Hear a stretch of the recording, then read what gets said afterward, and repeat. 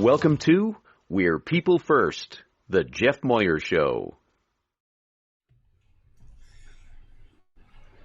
Well, hello everybody. So glad you're here on this kind of steamy afternoon in San Diego. We have some monsoons that are to our east and we're feeling the humidity, but not like some of you other people across the country. We're so glad you're all here with us. Wow, wait till you see what we have for you today. It's going to be awesome. A good show. Tell them the theme, honey. The theme of today's show is disability and athletics, personal best. We're going to be covering a lot of ground. Yes. But let's talk about the last ground we covered. Yes, let's pull our threads from the last show. If you remember, I talked about a woman in Canada. She's a First Nations Indigenous person.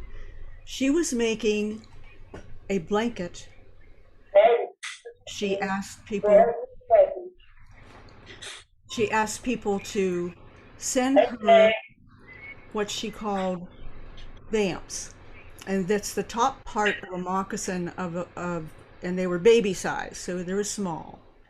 And she was making a blanket of these. They were beaded, and then she was going to present that at the end of August to the place where they found the graves of 251 children from the residential schools.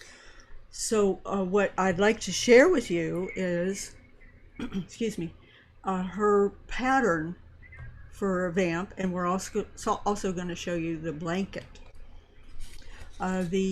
If I were in a classroom, I'm retired now, so I won't be going to school this fall. But if I were, I would definitely take that pattern and make some kind of a classroom project with it. So I wanted to share that for any teachers that might be interested in doing something like that. But this blanket, what is it called for the children lost? For the children lost, yes. Children lost. Yes. And I guess she's got some health challenges herself, but she's been working really hard. She put out a call, and people from all around the world have contributed to this blanket. And then she stitched each of the vamps onto the blanket in a pattern. It's absolutely gorgeous. Not unlike the AIDS quilt. Yes. Yeah. Very, very similar, except it's, of course, a lot smaller, you know. And I've been kind of following it through the last couple of weeks, and they had a smudging ceremony for it, and then it was traveling to, as I said, the place where the children's graves were discovered. So let's see, I want to make sure we're not leaving it. Oh yes, we have to acknowledge the people that that communicated with us. And did we get a couple of beautiful comments? Yes, we do. First of all, we got a comment from Amanda that was part of the troupe that sang the ADA anthem. And I'll read what she said, and then we're going to name the whole troupe for you, so you can remember who these folks were. Amanda said, "I enjoy singing your song. It means the world to me. Great show. We'll be watching more." Thank you, Amanda. And then the rest of the folks that helped her sing that were Sean, Scott, Sid, JT, Jake, and Samir. So all of you, thank you so much, and you're all going to get one of our prizes, a sticker and a hug in Braille. Theater on the Spectrum. Yay. Center for Applied Drama and Autism. Absolutely. The second person that responded was a mom of an autistic child, and her name was Helen. And she said, "As a mother of a son with autism, your interview with Wendy Duke was so helpful and hopeful. Your show, excuse me, does," I can't read my writing here, does what? Is a beacon. Is a beacon, that's right. I'm sorry, can't read my writing. Is a beacon to all of us.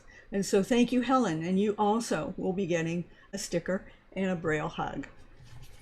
Now, onward. Okay.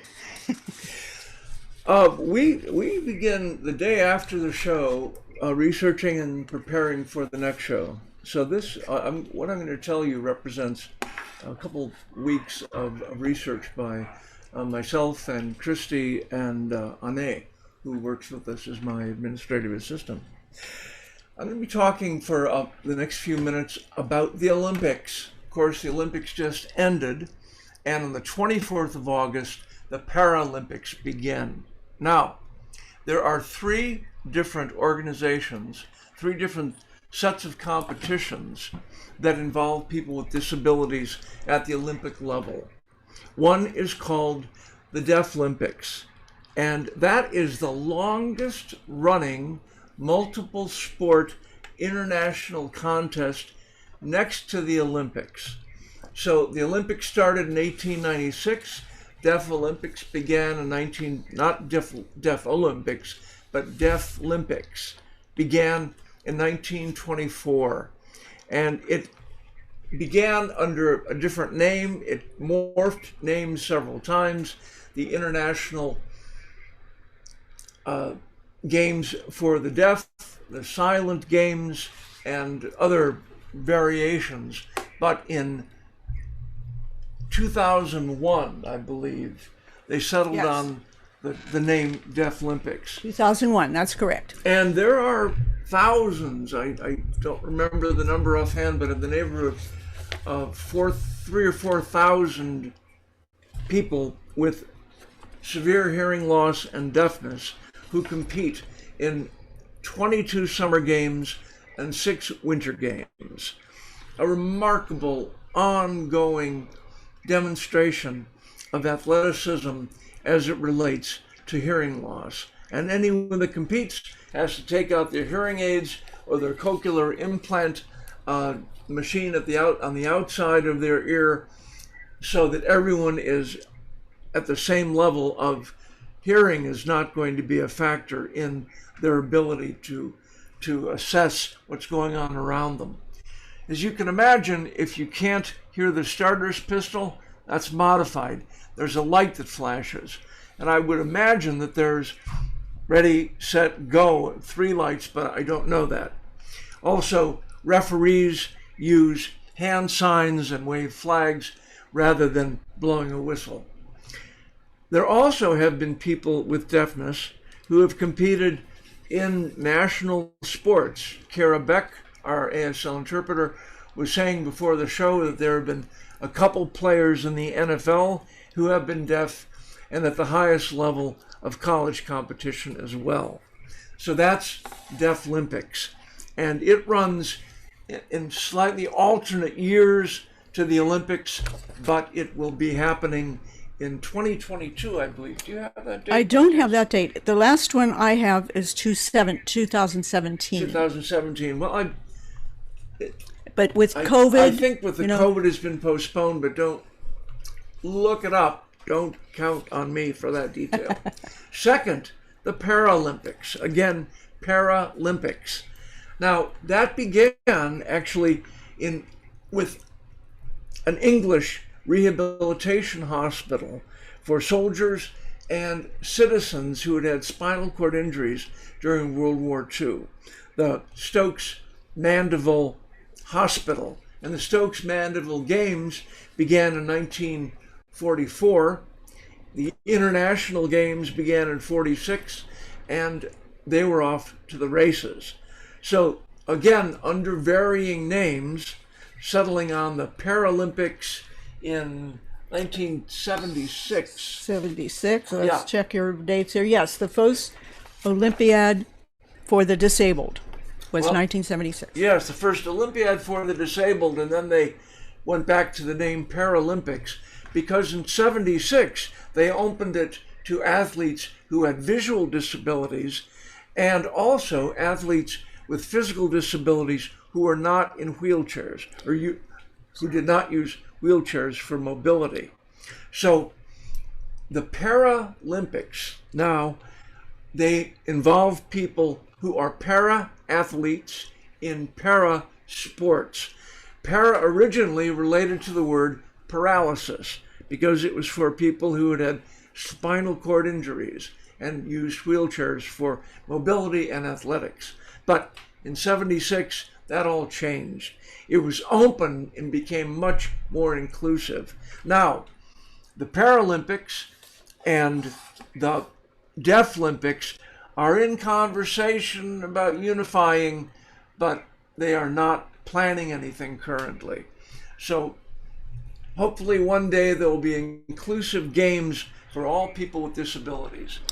Yes, you've got 1 more minute. Right. Okay.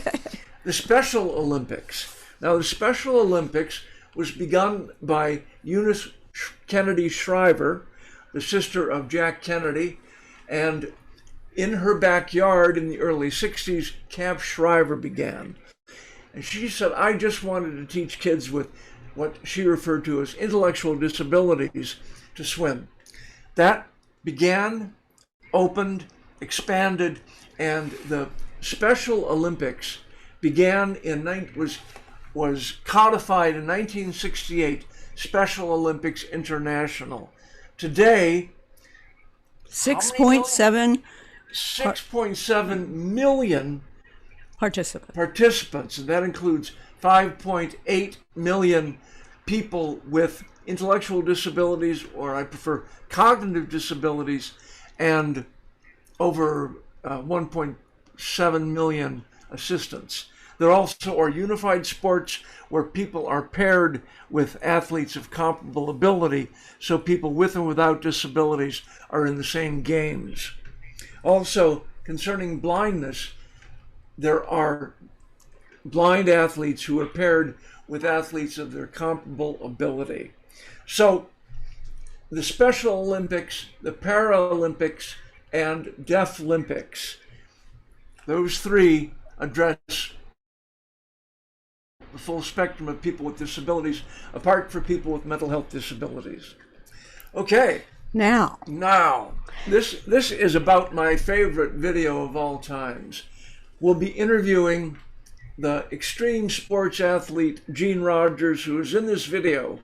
But Bill is going to run the video of my song that Gene produced. He's a television producer.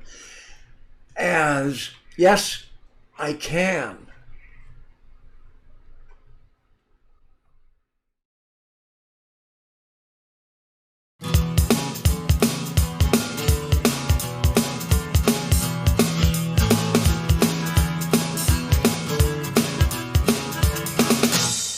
Can I be all that I am? Oh, yes, I can. Can I see my life's direction and its plan? Can I climb that mountain high? Can I fly off to the sky? Can I do it when I try? Yes, I can. Oh, yes, I can. Oh, yes, I can. Just by living every day just as I am. Because there's nothing I can't do if I really wanted to. And I believe that that is true. Yes, I can.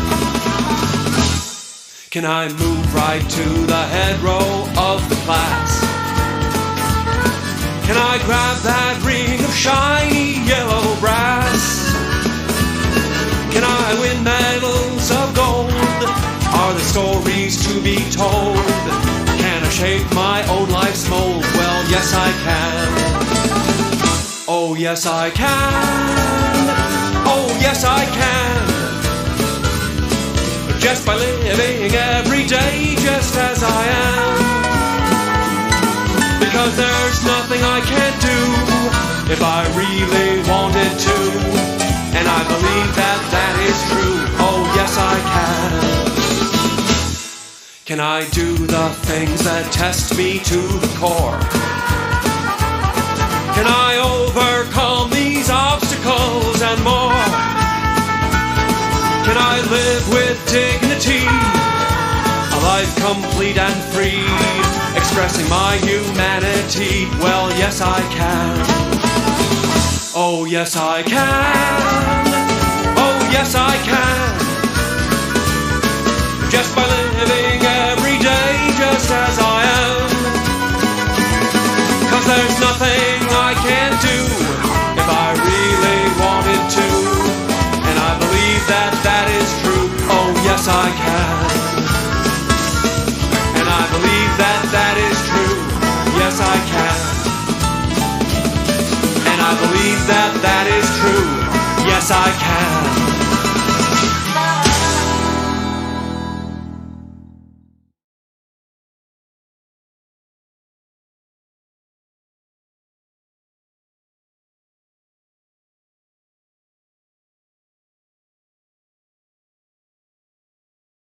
Interview our next guest coming up, Gene Rogers.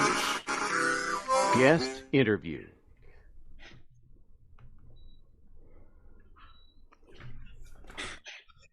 Gene. A very handsome guest, Jeff Rogers, young at heart, has just appeared on screen. Gene was ahead of all of us. I asked for Gene to do audio description, and we forgot to do it for ourselves. We forgot to do it. So go ahead, Gene. Tell us about what you look like. Gene is sporting 2 bead-covered braids thanks to his hairstylist, Marietta Tucker. Gene is wearing a shirt that looks like a box of crayons had melted on it. His background is simply blurred. I see. Yes. So you have a big focus there. And he has bedroom blue eyes. I have to tell you, again, this is one of these wonderful friends of Jeff's that I got to meet when I became Jeff's partner. And when I saw this video, what was before I actually met Gene, I said, oh my goodness, I have to meet that daredevil guy. So Gene, what in the world inspired you to get involved with such extreme sport? Well, Jeff, I started off slowly getting involved in sports and just found out that it was fun. And after a while, the less extreme sports weren't quite so much fun. And I had to get more and more extreme. And I just found out it was a blast, so I kept going. Now, Gene, for people who don't know you, you live with quadriplegia. You broke your neck when you were 17? That's correct, yes. I was in a hiking accident, fell from a cliff, and broke my neck when I was 17 years old. So, were you involved in extreme sports as a teenager? No, sir. We went camping a lot and boating, and there was some cliffs near where we lived that we went down on ropes, but it was only moderately risky. So, as we were talking about this in the most general way, because I like to save the real conversation for the interview, so it's not canned in any way. When you do these things, Gene, it involves risk. Tell us about your attitude about facing such risk. Well, when I started off, Jeff, I was often afraid in some sports, and then as I experienced it more, I became less and less afraid. And what I eventually realized is that I was managing my risk. In other words, I was learning more about the equipment, more about the instructors, more about the activity. And I learned I could question folks that were organizing the activity, find out who was a better instructor, what kind of record they have, if there were any safety violations.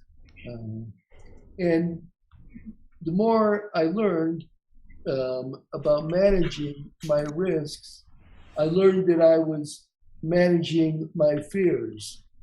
And the concept has stuck with me over the years.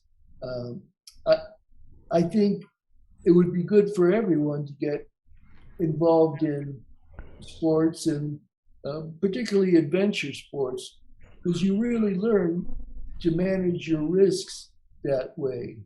And I mean, just as a pedestrian crossing the street, you learn to look left and right, straight ahead. You're looking for any signs of danger. Mm-hmm. So, Gene, I have a question. Over what period of time did you do all those activities? Yeah, that's a good question. In the video, how many years did that represent?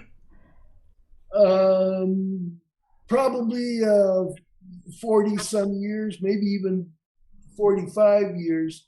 It Wow. started off when I was in college, and a friend of mine, Bruce Campbell, took me snorkeling. In fact, a funny story, Jeff. We were out snorkeling up the coast of Florida, and the first time we'd been out, we hadn't given it much thought, but when it was time to get back in the boat, we realized there was no ladder on the boat. So one guy tried to pull on my arms to pull me up, and Bruce was in the water trying to push me up. And so Bruce was facing me. He grabbed me just under the rib cage and was trying to push me up. And at that time, I had blue jeans on, but I wasn't wearing underwear. And the jeans started to slip down as Bruce was pushing me up. And, well, you could probably imagine the image there. I'd rather not. Yeah. Well, that wasn't caught on video, I take it. No, sir. Now, when did you begin filming yourself and getting your sports videotaped? Wow, it seems like it wasn't until the late 90s, perhaps even late 90s, I would say. I videoed some stuff, but I had it on video, but I didn't know what to do with it. Although I did have a show on local public access I called Gino's Place some years later. But yeah, it's been a while. So how many countries did you visit in the course of your seeking extreme sports? Well, I've traveled in 44 countries and island nations. So I've done extreme sports on at least several continents. Wow. And this is all on your own dime? Yes, sir. Wow. Yeah. That's awesome. So Gene, I discovered that you are also a Kent State graduate, as I am. Oh, I didn't know that, Chris. Yeah, right.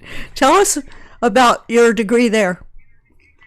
I have a bachelor's degree in comprehensive science to teach secondary ed. I started off majoring in chemistry, and the first year they let me in the labs to observe, but the second year they thought organic chemistry would be too dangerous to have me in there. They didn't allow me in the labs anymore, so I changed my major. Right, exactly. Wow. Then you also went to the University of New Mexico? Yes, I got my MBA from the University of New Mexico. I want to talk to you again about sports and fear. In the third section of the show, I'm going to be talking about my own experience, which is anything but successful in general athletics. And it sure involved a lot of fear. But I wasn't thinking about it in terms of managing risk. I was just feeling afraid. And what you're talking about, Gene, as you said, it's a general lesson for life. It's managing risk and feeling fear and managing your fear with courage, I guess. Is that a fair way to put it? Yeah. Oh, Jeff, I couldn't have said it better myself. That's very accurate. Yes. You know, So how did you discover Jeff? I was working at Cal State Northridge on a technology program for people with disabilities.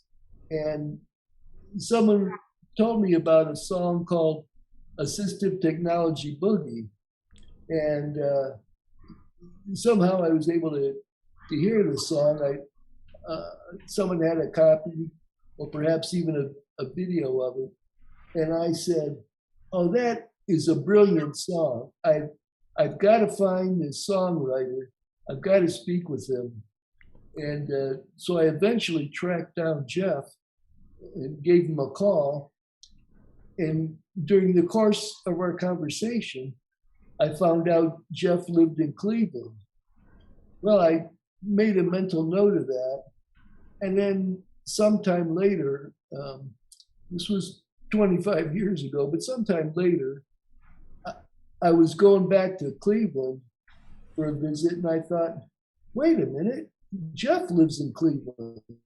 I gave him a call, see if I could visit him.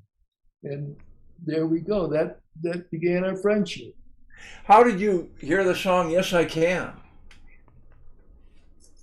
Jeff, I'm thinking, my memory's a little fuzzy, but I'm thinking when I called you from California, I think you sent me some. I sent you the CD where People First, probably.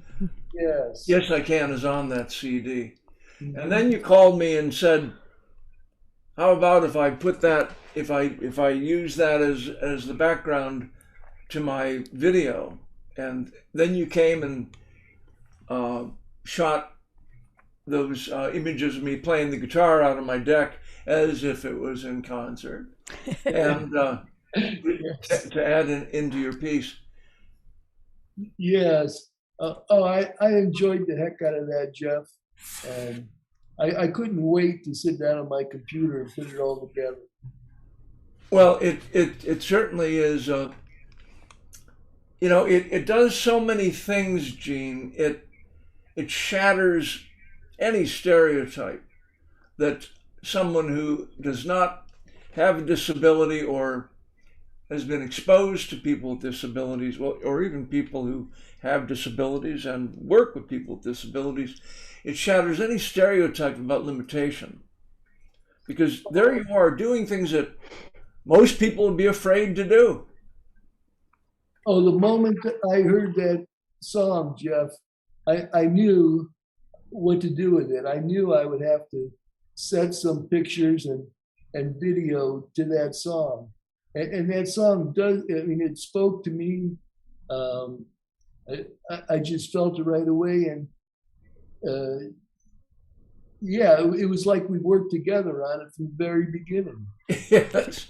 Absolutely. I wrote that in the 90s for the Yes, I Can Awards presented to kids with disabilities from 3 years old to 22 in various categories. In fact, anyone listening who knows of anyone with a disability in that age range, the Yes, I Can Awards cover everything from independent living to athletics, to academics, to community service, employment, assistive technology. There are 7 categories.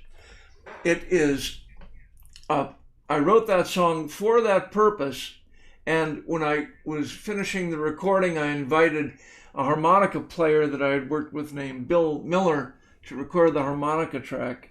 And he came out of the booth and he had the words so he could see where he was in the song. And he said, you know, you went one way with music, I went another, because we had been a folk duo in the 60s. And he said, all my life, I've had to muscle my way out of problems.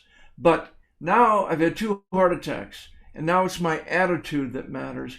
And this song speaks to me. Thanks for letting me record on it. So a hard-boiled blues musician, a guy named Gene Rogers, who is an extreme sports enthusiast, and children with disabilities, it almost touches the universal. And what you did with it, Gene, really, I'm so pleased and so honored that you chose that song. Thank you very much, Jeff. Well, Gene, we're going to look forward when we can visit you again. We've been to Austin several times, and we'll be there again when this COVID thing settles down. So can't wait to see your handsome face in person. Well, thank you, Christy. Yeah, I'm looking forward to seeing you two again.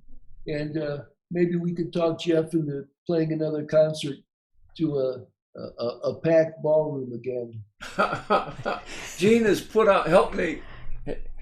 has organized concerts for me every time we've gone to Austin. Mm-hmm. And I must say that, and this interview didn't get a chance to touch on it, but Gene has by far the fastest wit, the most natural humorist of anyone I've ever known. When we were preparing this afternoon, what did you say about Jeff? I said Jeff was tougher than Spielberg.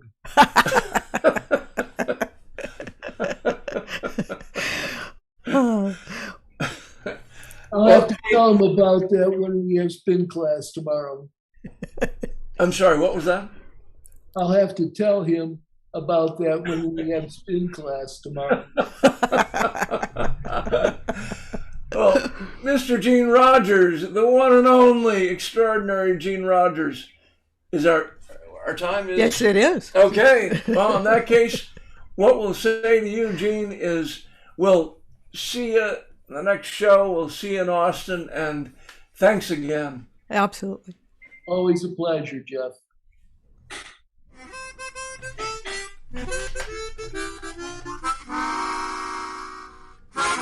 People First Consciousness. Well, this next piece is going to be about my own experience with athletics, and it really does address what Gene was talking about. When I began to go blind is when I was 5 years old. My parents were told I was pretending. And my father was a natural athlete. He had been a champion gymnast in high school. And he wanted me to be an athlete. He really wanted me to succeed. He also didn't want to believe that I was losing my sight. So as a result, when Cub Scout baseball came around, he said he'd help coach the team so that no other dad would say he can't play, or at that point, he had been told I was pretending I couldn't see. So he pretended, I had to pretend that I could. Cub Scout baseball came, he made me the pitcher. I couldn't even see the batter. I knew generally where the people were. It was terrifying. And after I had walked every kid who came up in front of me, or one kid happened to hit a ball, somehow it went over the strike zone, he moved me to second base, catcher, shortstop, and finally, blessedly, to the outfield. I ran into the outfield. I said, I'll catch the long ones. And there I was. Oh, I missed a piece. We had a boarder named Lefty. He had played in the major leagues. He was dating my grandmother. And he saw the dilemma that I was in, not being able to catch. So he found a glasses protector, half of a catcher's mask, a contraption the likes of which I had never seen. And I had to wear that in all the Cub Scout baseball games. So there I am with my catcher's mask, or my glasses protector, in the outfield. I couldn't see the game. I couldn't see any other players. I heard my father calling. It was my turn at the bat. I hadn't seen the sides change. And I began to cry walking into the infield to go to the go to the batter's box. The glasses protector now is stained with my tears. I struck out, and my humiliation was complete. So I did that for 3 years. Then it came time to play Little League. Just that summer, I was going to be told I'm legally blind. I should no longer take any risks. I could no longer do any sports that could involve contact. So football and wrestling and bicycle riding, diving were all eliminated. But just that summer before that happened, I thought I had to play Little League. So I went, and I was put on a minor league team, and I was there in right field where I wanted to be. Nothing happened the first game. The second game, our coach said, I'm going to try you at different positions. He put me at third base. Oh no, I could actually have to catch the ball or do something. And who shows up but Lefty, an ex-professional baseball player there watching me. I got so excited. And he had taught me the whole pitcher's routine of the wind-up and throwing the ball into the pocket of the glove and checking the bases, runners. And I had the glove opened as if my pantomime, as if I was throwing the ball in.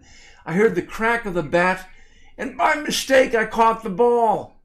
Holy Toledo, I caught a baseball. I was so excited, so nervous. I turned, and I knew I was supposed to do something with it. I threw it as hard as I could to the pitcher. It went over his head, the first baseman. It went over his head. He ran a scramble. There was a runner on first base. He rounded second. He threw it back to me. Of course, I missed the catch. He rounded third and went home. The game stopped. I couldn't find the ball. Lefty kicked it to me. I threw it back to the pitcher, again over his head. So there I was, having been credited with an out, a run, and 3 errors in one play. I think that must be some kind of a Little League champion, or what do you call it? Record? Record, that's it. Thank you. So I went home that night, and I thought, I just have to try harder. And I was throwing the baseball up in the air. I wouldn't be able, I of course didn't see it. It hit the ground. I'd find it, throw it up in the air, trying to see it and catch it. I saw it finally about 6 inches above my upturned face, broke my nose.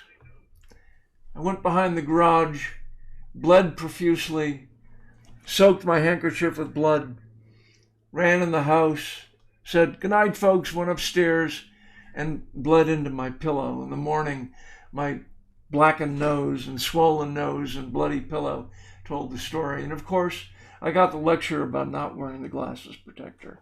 Last time I touched a baseball. Well, by that time, I was 11. All the way through high school, junior high and high school, never was there anything in athletics that I could do. Everything involved moving balls. And then I got to college. Now, Bill is going to fly in a photo about now. And it was an image that is of me when I was at Berkeley after I had taken a yoga class doing a headstand. By that time, I had become a scuba diver, cross-country runner, and then playing yoga, or exercising yoga.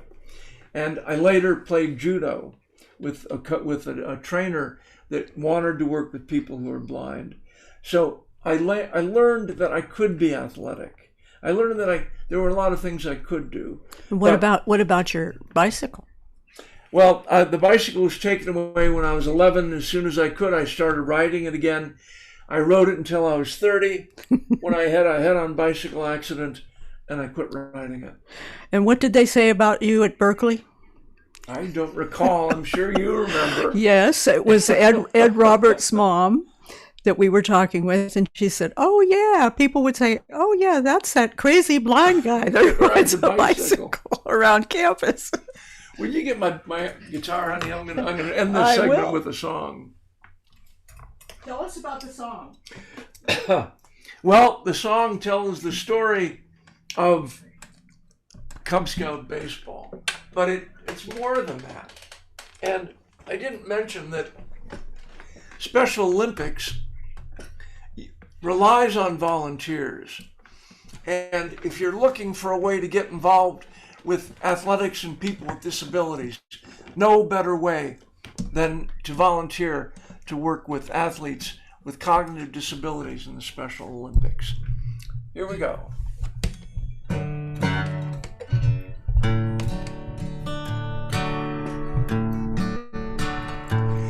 Oh, that old yellowed photo, it's of Cub Scout baseball. I'm the chubby kid wearing the mask. Well, why was I wearing it? Was I the catcher? That's a question I'm glad that you've asked. Now I have a disease that has stolen my sight, but my parents were told I was fine. So year after year, they each grasped at straws and denied that I was going blind. Well, the time came to sign up to play Cub Scout baseball. My dad said he'd help coach the team, so I would be sure to have a chance that was even and face no other dad's bias unseen. I was frozen with fear. He had made me the pitcher. I caught nothing thrown to me all day. And then came the time that turns catcher, first base, and short. I screwed up every play that I played. Well, now Dad must have been heartsick. There was no other choice. Out to right field, where few plays are seen. I'll catch the long ones, I yelled over my shoulder, and ran hard past the guys on my team. Now we had a boarder named Lefty. He had played in the majors. He found that mask in some sporting goods store.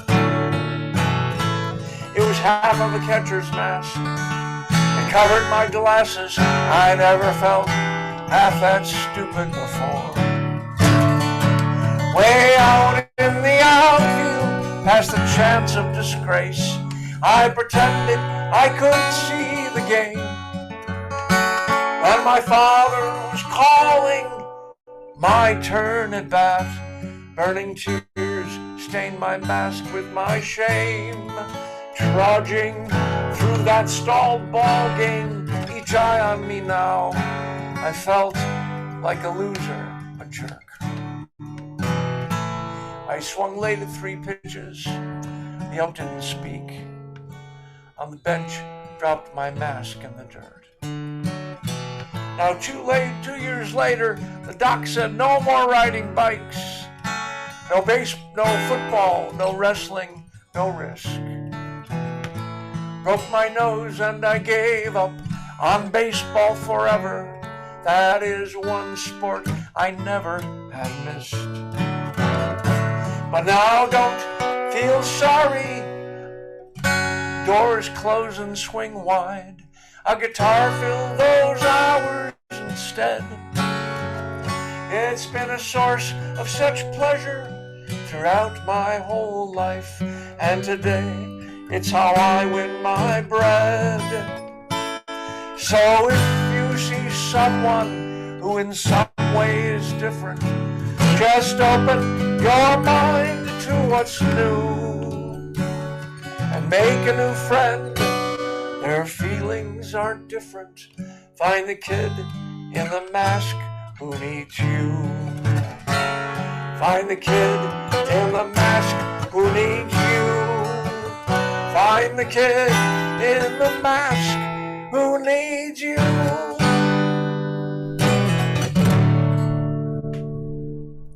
I love that song, Jeff. And you know, when I heard it, it brought me to the classroom as a teacher. There's children wear masks that are invisible. Many of us do. And I think it's the teacher's job to look for the children that are wearing a mask. Yeah. And like you said, step up and be part of their life. And it's not just people in positions of power and authority like teachers. It's bus drivers. I remember a bus driver the one year I was in special ed, best counselor I ever had, because he would ask me how I was feeling and then let me talk. I might take that. I got it. Okay. So find the kid in the mask, get involved, contribute yourself, your time and your effort. There are so many people that need assistance. And it's, of course, not just people with disabilities. It may be the lady down the hall who's alone. It may be someone at your mosque or your synagogue or your church that sits in the back room or the back of the service. You know who I'm talking about. And without getting heavy-handed or preachy about it, find the kid in the mask who needs you. And now we're going to move on to the last segment, the music corner.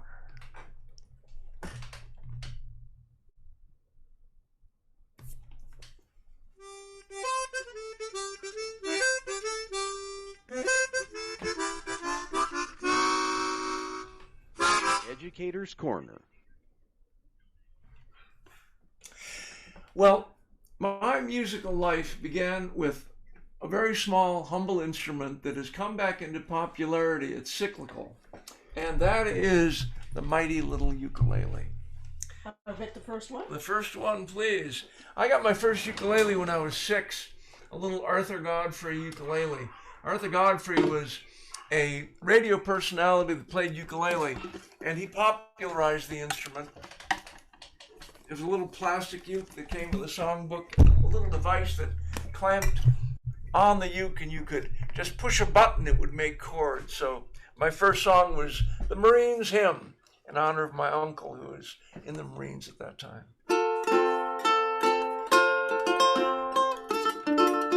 My father said, who played the ukulele as well, he learned to play after World War II, and he was a great song leader, and that was his instrument.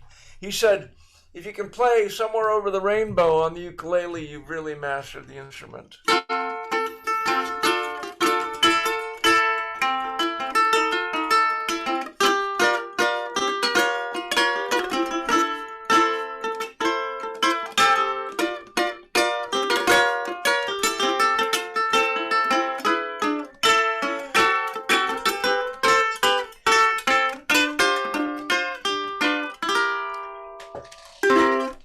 This is an electric uke that Christy bought me. I've recorded with it on some of my album songs, and it's great. You can plug it in and have complete control of the volume.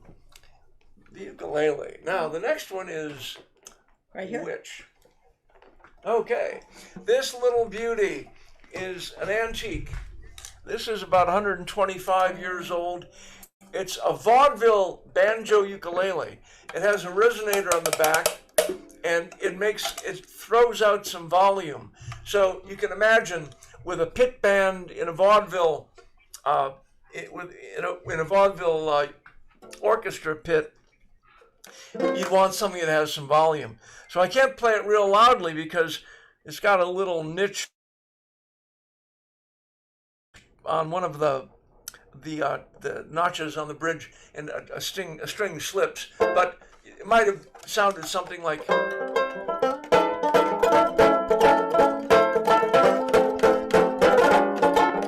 And there it went. Yeah. There it went again. The banjo ukulele. I love this instrument. I know. Little goatskin head. Well, let's hope we look as good as that when we're 125. Okay. Now this is this is an 8-string ukulele my son gave me. And I played this on the first show.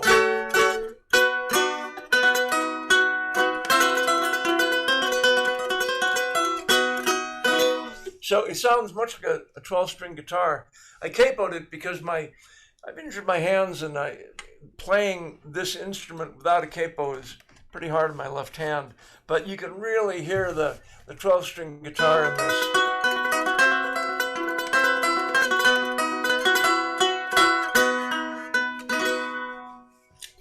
was from Kyle, correct? Yeah, my son And Kyle your gave son. that And to then me. this one. This is a remarkable baritone ukulele my daughter Laura gave me. She and her husband Eric, who had grown up in Hawaii, were visiting Hawaii, and they found this in a Hawaiian ukulele store. It's a baritone uke, so it's tuned like the last four strings of the guitar. And it's really like a small four-string guitar.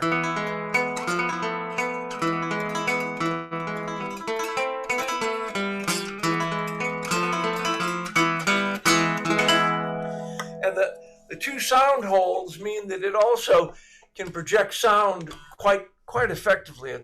It's a loud instrument for an instrument of its size. And then here's the granddaddy.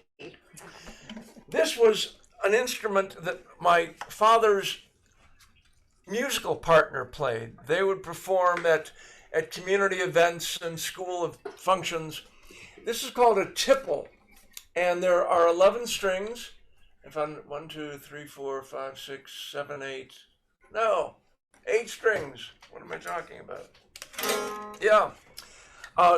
However, it's never been able to be tuned because it was stored in an attic. Don't store wooden instruments in attics. And the wood dried out, so it is beyond repair. But it's a wonderful little instrument, and it's tuned differently than the ukulele. It's an Eastern European instrument called the tipple, but you can see in the family of the same small guitars. The ukulele was invented actually probably in Portugal. It was brought to Hawaii by Portuguese sailors and adopted, and certainly has become most generally associated with Hawaiian music. In fact, Israel K., I don't remember his last name, but he went by Israel K. He passed away. Wonderful ukulele player and vocalist. But he recorded, after he was recording an album, and the mics were still live, and just playing for the fun of it, he played Somewhere Over the Rainbow. And it was a little variation on it. It wasn't exactly the proper verse, chorus, bridge, verse, chorus, but it became a famous way that song is known, and by people of the generation probably of 40-year-olds and younger. If you ask them how Somewhere Over the Rainbow goes, that's a version they know. It's the only version they know. So that's our family of ukuleles. And that's our family of instruments. And now about next show. About next show, tell us. It's going to be the last show in August, and we're having as our guest our wonderful ASL person. No, I'm wrong? No, you're wrong. Yeah. Oh. Wow. Oops, sorry. I had it in my head. Give me a minute. All right. Well, I probably goofed it all up just saying that. Right? No, I was drawing a blank. I'll tell you what. The next show is going to be a good one. We do have a guest lined up, and I know what it is. It is about, yes, it is. Kira Beck. That's what our I thought. interpreter said Okay, that, yes, yeah, Kira. You're right. I think Kara and I need to talk, because Kara, you're on next week, in 2 weeks. In 2 weeks, now yeah. let me do the whole bit. Right. Do the whole bit. Our next show, our interview will be with our ASL interpreter, Kira Beck. And the show's topic is going to be communication, human communication. We've got some stories, got some readings, we got a song, and we've got an interview. It'll all work together, I can promise you. And we look forward to seeing you then. Right. And we're not going to make Kira do double duty. She's going to be our guest, and we'll have Angelique back as the interpreter. Correct. See you then. And remember that if you do your personal best, and if you celebrate everyone's personal best in whatever regard it is, particularly people who are putting themselves to the challenging themselves, taking on risk, challenging whatever it is, and with their courage, overcoming their fear, you're going to find that your life is full of peace, sweet peace.